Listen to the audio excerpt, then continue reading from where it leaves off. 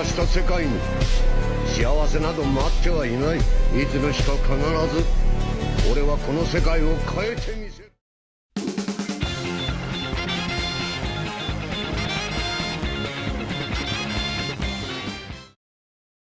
Dalam banyak cerita, baik sejarah, film, maupun narasi populer, pemberontak hampir selalu digambarkan dengan pola yang sama.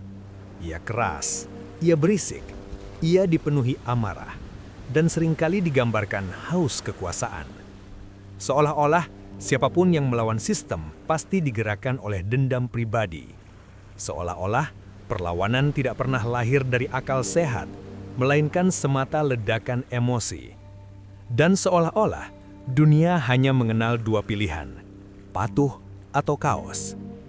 Padahal sejarah menunjukkan sesuatu yang jauh lebih rumit.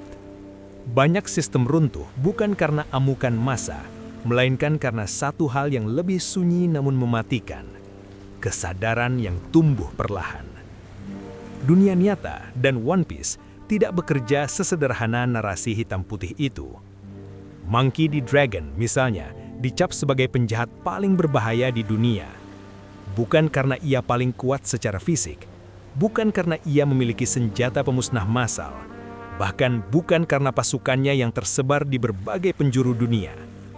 Ia berbahaya karena sesuatu yang jauh lebih sulit dikendalikan. Ia memahami cara kerja dunia. Dragon tidak berteriak di depan massa. Ia tidak memprovokasi dengan slogan kosong. Ia tidak menjanjikan surga instan setelah revolusi. Sebaliknya, ia memilih diam, mengamati, membaca pola, dan memahami bahwa kekuasaan tidak berdiri di atas kekuatan semata, melainkan di atas narasi yang dipercaya banyak orang tanpa dipertanyakan. Dragon bukan pemberontak dalam arti sempit. Ia tidak melawan demi mengganti satu rezim dengan rezim lain. Ia tidak tertarik pada tahta, simbol, atau legitimasi kekuasaan. Ia melawan karena ia melihat sesuatu yang tidak ingin dilihat banyak orang, bahwa ketidakadilan seringkali dibungkus dengan stabilitas, bahwa penindasan seringkali disebut sebagai ketertiban, dan bahwa kebohongan paling berbahaya adalah kebohongan yang dianggap normal. Dan di titik inilah kita mulai memahami satu hal penting, sesuatu yang selalu dihindari oleh setiap sistem yang mapan, bahwa ancaman terbesar bagi kekuasaan bukanlah senjata, bukanlah pasukan, melainkan manusia yang sadar dan tidak lagi bisa dibohongi. Monkey D. Dragon tidak lahir sebagai pemimpin revolusioner. Ia tidak muncul tiba-tiba dengan bendera perlawanan di tangannya. Ia juga tidak digambarkan sebagai sosok yang sejak awal haus perubahan. Seperti kebanyakan manusia yang benar-benar sadar, Dragon tidak memulai dengan melawan. Ia memulai dengan mengamati. Mengamati bagaimana dunia berjalan ketika tidak ada yang mempertanyakannya.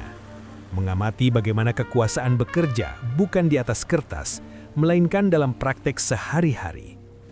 Ia melihat bagaimana pemerintah dunia menyebut dirinya penjaga keadilan, namun pada saat yang sama membiarkan perbudakan berlangsung. Ia melihat bagaimana hukum dipresentasikan sebagai pelindung rakyat, padahal seringkali hanya berfungsi sebagai alat legitimasi kekuasaan. Dragon menyadari satu pola penting, bahwa hukum tidak selalu dibuat untuk membela yang benar, melainkan untuk menjaga agar sistem tetap berjalan tanpa gangguan.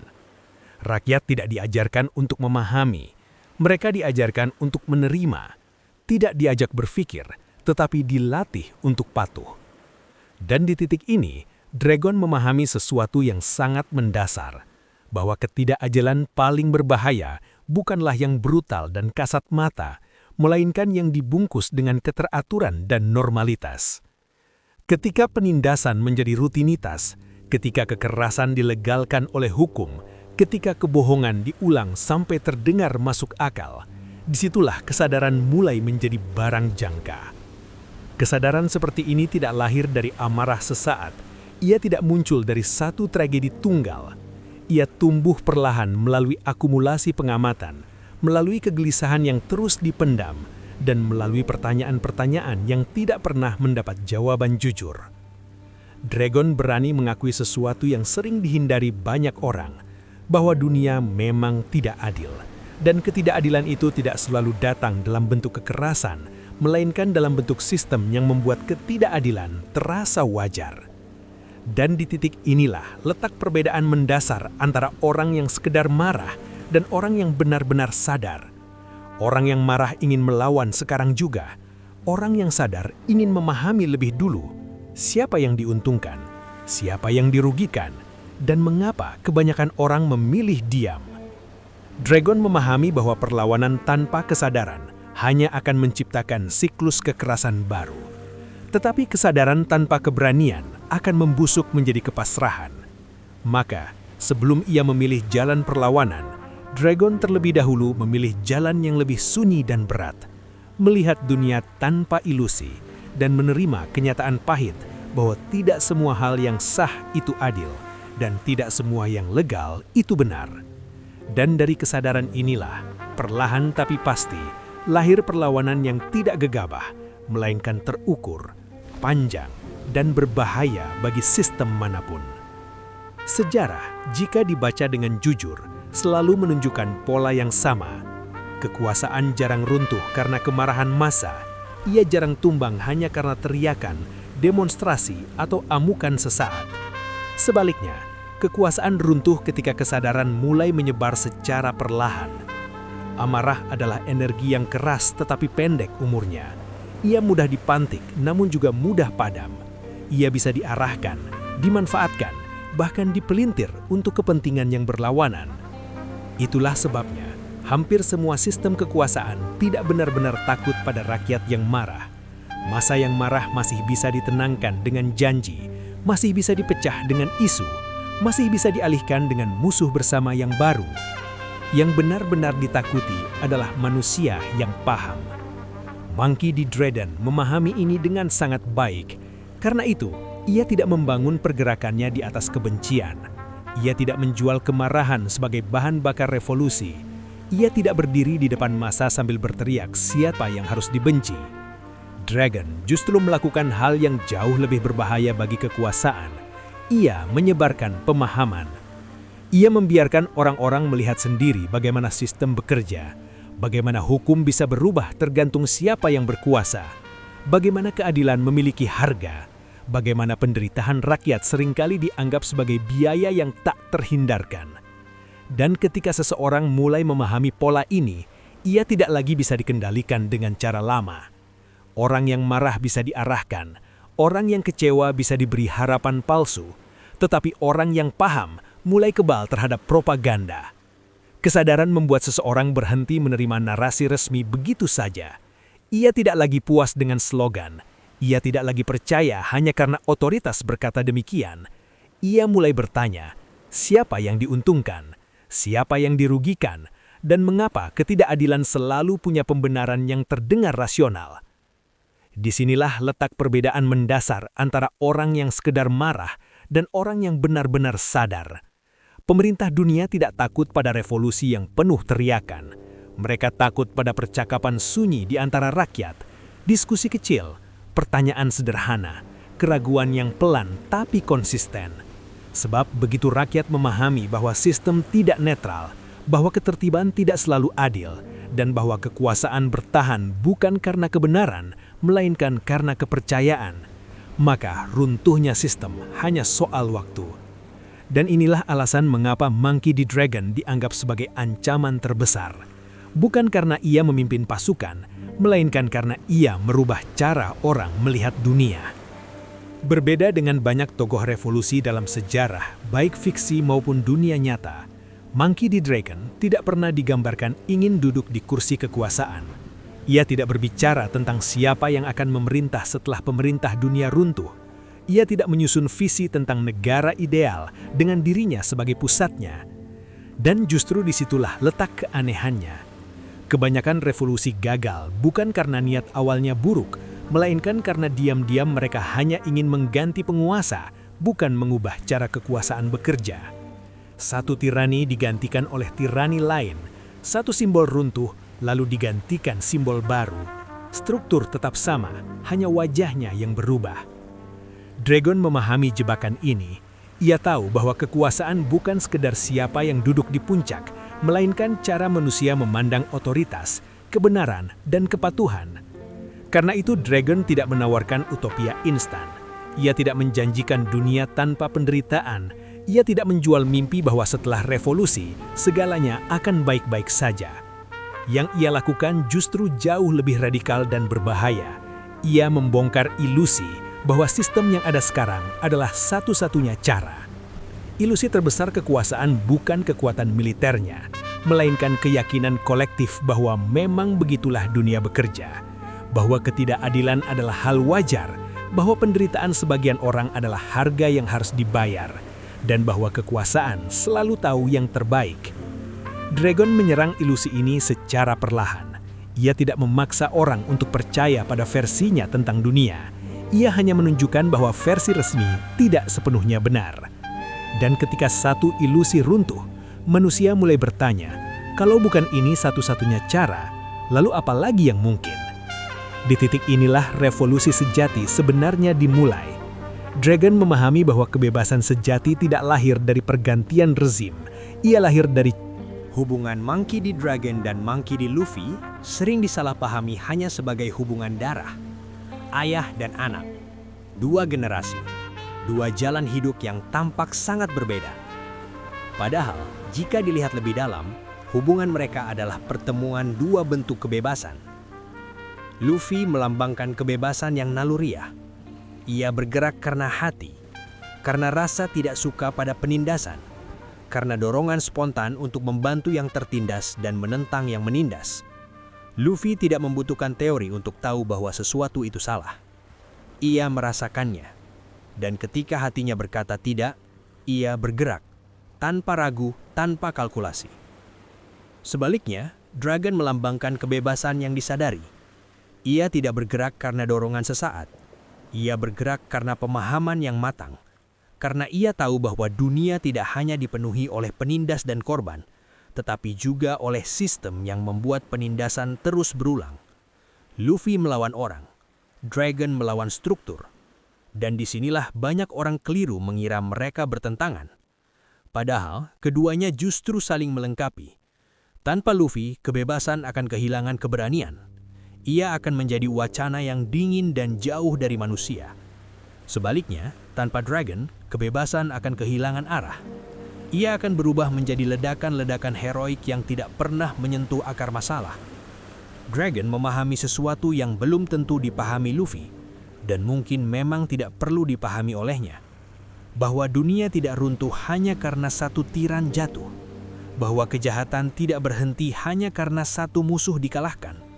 Karena setelah itu, sistem yang sama akan melahirkan penindas baru. Inilah mengapa Dragon memilih jalan yang sunyi. Ia tidak ingin menjadi simbol kebebasan. Ia ingin manusia mampu berpikir bebas bahkan tanpa simbol. Relasi Dragon dan Luffy adalah cermin dunia nyata. Di satu sisi, dunia membutuhkan orang-orang yang berani bertindak, yang tidak menunggu momen sempurna, yang tidak sibuk berteori ketika ketidakadilan terjadi di depan mata. Namun di sisi lain, dunia juga membutuhkan orang-orang yang mau berpikir panjang, yang bertanya mengapa ketidakadilan itu terus berulang, yang tidak puas hanya dengan mengalahkan musuh hari ini, tetapi ingin mencegah lahirnya musuh yang sama. Tanpa kesadaran, perlawanan hanya menjadi siklus kekerasan. Hari ini yang tertindas melawan, besok ia bisa menjadi penindas baru. Dan tanpa pemahaman, kebebasan hanya menjadi slogan kosong. Diteriakan, dirayakan, tetapi tidak pernah benar-benar dipahami. Hubungan Monkey D. Dragon dan Monkey D. Luffy menunjukkan bahwa keberanian saja tidak cukup. Dan Monkey D. Luffy menunjukkan bahwa pemahaman tanpa keberanian juga tidak pernah mengubah apapun. Di antara dua sosok inilah One Piece menyelipkan pesan yang sangat manusiawi, bahwa dunia tidak berubah oleh satu tipe manusia saja, melainkan oleh pertemuan antara hati yang berani dan pikiran yang sadar. Di dunia nyata, Monkey D. Dragon tidak hidup dalam satu tubuh, satu nama, atau satu bendera. Ia tersebar, terfragmentasi, dan seringkali tidak terlihat. Ia bisa hadir sebagai akademisi yang suaranya tidak populer, karena temuannya tidak menguntungkan pihak berkuasa, sebagai jurnalis yang dibungkam, karena berani mengungkap hal-hal yang seharusnya tidak diketahui publik, atau sebagai individu biasa, yang memilih berpikir ketika yang lain memilih ikut arus demi kenyamanan. Dragon dalam bentuk apapun hampir selalu berdiri di pinggir, bukan karena ia ingin berbeda, tetapi karena kesadaran secara alami memisahkan manusia dari kerumunan. Dan inilah pelajaran terberat yang sering tidak disampaikan secara jujur, bahwa menjadi sadar jarang membawa popularitas. Ia jarang membawa tepuk tangan, dan hampir tidak pernah membawa rasa aman. Kesadaran justru sering menghadirkan konsekuensi yang sunyi, dijauhi, disalahpahami, dicap sinis, idealis, atau bahkan berbahaya. Bukan karena orang sadar selalu salah, melainkan karena kesadaran mengganggu kenyamanan kolektif. Ketika seseorang mulai bertanya di tengah kebiasaan, ia dianggap mengganggu. Ketika seseorang menolak narasi umum, ia dicurigai. Dan ketika seseorang tidak lagi bisa diyakinkan dengan alasan-alasan lama, ia dianggap ancaman, meski tidak pernah mengangkat senjata. Dragon mengajarkan bahwa masalah terbesar dunia bukan kekurangan orang baik, melainkan kekurangan orang yang mau berpikir sampai tuntas. Banyak orang sebenarnya tahu ada yang salah, namun hanya sedikit yang mau menanggung konsekuensi dari pengetahuan itu. Karena berpikir lebih jauh berarti menghilangkan ilusi, dan kehilangan ilusi berarti kehilangan kenyamanan. Disinilah Dragon berdiri, bukan di tengah sorak-sorai revolusi, tetapi di ruang sunyi tempat keputusan-keputusan sulit dibuat. Ia memilih kesadaran meski tahu harganya mahal. Ia memilih memahami meski tahu itu berarti tidak lagi bisa hidup sederhana secara mental. Karena setelah melihat pola, tidak ada jalan kembali ke ketidaktahuan yang damai. Namun tanpa orang-orang seperti ini, dunia akan terus berputar dalam kebohongan yang sama, hanya dengan wajah yang berbeda. Nama rezim berganti, simbol kekuasaan berubah, tetapi pola penindasan tetap bertahan. Dragon mengingatkan kita bahwa perubahan sejati bukan dimulai dari keberanian untuk melawan, melainkan dari keberanian untuk jujur pada apa yang kita lihat. Dan mungkin itulah bentuk keberanian paling sunyi dan paling dibutuhkan di dunia yang semakin bising oleh kebohongan yang disepakati bersama. Monkey D. Dragon tidak pernah meminta untuk dikenang sebagai hewan.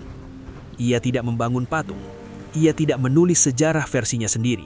Dan sangat mungkin ia tidak peduli apakah dunia suatu hari akan mengingat namanya atau tidak. Yang ia lakukan hanyalah satu hal yang bagi banyak orang terlalu berat. Menolak hidup dalam kebohongan yang disepakati bersama. Kebohongan yang dibungkus sebagai stabilitas. Kebohongan yang disebut sebagai ketertiban. Kebohongan yang diwariskan dari generasi ke generasi, hingga akhirnya terasa seperti kebenaran. Dragon memilih tidak lagi ikut berpura-pura. Ia sadar bahwa dunia tidak selalu jahat karena niat buruk, melainkan karena terlalu banyak orang baik yang memilih diam demi rasa aman, demi kenyamanan, demi hidup yang tidak rumit. Dan disitulah letak perbedaan antara pemberontak dan manusia yang sadar. Pemberontak seringkali ingin menghancurkan. Manusia yang sadar ingin memahami. Pemberontak ingin mengganti kekuasaan. Manusia yang sadar ingin mengubah cara kekuasaan itu dipahami. Dragon tidak melawan dengan senjata, karena ia tahu senjata hanya bisa menjatuhkan tubuh. Ia melawan dengan kesadaran, karena kesadaran mampu menjatuhkan legitimasi. Ia mengajarkan bahwa kebebasan sejati bukan tentang seberapa keras kita berteriak, melainkan tentang seberapa jujur kita melihat realitas, tanpa ilusi, tanpa romantisasi, tanpa kebohongan yang menenangkan. Dan mungkin itulah makna terdalam dari kebebasan itu sendiri. Bukan tentang menjadi anti-sistem secara membabi buta, bukan tentang menolak segalanya hanya demi terlihat berbeda, melainkan tentang keberanian untuk berkata dalam hati, jika ini tidak adil, aku tidak akan menyebutnya wajar. Kesadaran tidak selalu membuat hidup lebih mudah. Justru sebaliknya, ia membuat hidup lebih berat secara mental, lebih sepi secara sosial, dan lebih sunyi secara emosional. Namun tanpa kesadaran, manusia hanya akan mengulang kesalahan yang sama dengan dalih yang terdengar baru. Sejarah membuktikan satu hal yang pahit namun konsisten, bahwa dunia tidak berubah oleh mereka yang paling keras berteriak, tetapi oleh mereka yang tidak lagi bisa dibohongi. Dan mungkin di dunia hari ini, di tengah banjir informasi, propaganda, dan narasi yang saling bertabrakan, pelajaran terbesar dari Monkey D. Dragon bukanlah tentang revolusi besar, melainkan tentang pilihan kecil namun menentukan. Apakah kita mau berpikir atau hanya ingin hidup nyaman dalam ketidaktahuan. Karena pada akhirnya, bukan pemberontak yang mengubah dunia, bukan juga mereka yang berkuasa, melainkan manusia yang sadar, yang berani melihat dunia apa adanya dan tetap memilih berpihak pada kebenaran, meski kebenaran itu tidak populer, tidak aman, dan tidak pernah menjanjikan tepuk tangan.